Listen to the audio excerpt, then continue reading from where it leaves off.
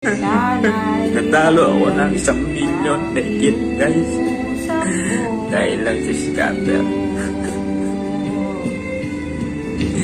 Nagkautang-utang pa ako. Alam niyo ba, umutang pa ako sa mga lending online.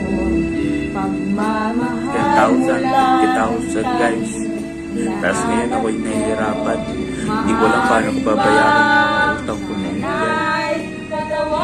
Tapos may mga utang pa ako, 5-6 para lang po mag-scatter, guys. Sobra. Alam nyo, hindi po siya maganda sa tao yun pag-scatter, guys. Lagi po akong talo. Minsan nanalo po ako 100,000, 50,000, 30,000. Pero hindi ko inakayin yung mga pera, guys.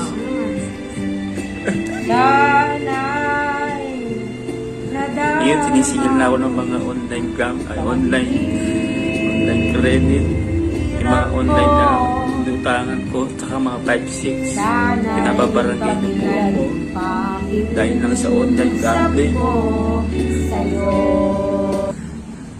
Direk, okay na po ba? Okay na.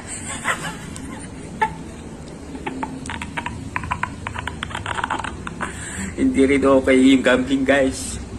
Baka malalong kayo, guys, ha? Okay lang, yun lang. Piso-piso lang. Thank you po sa panonood.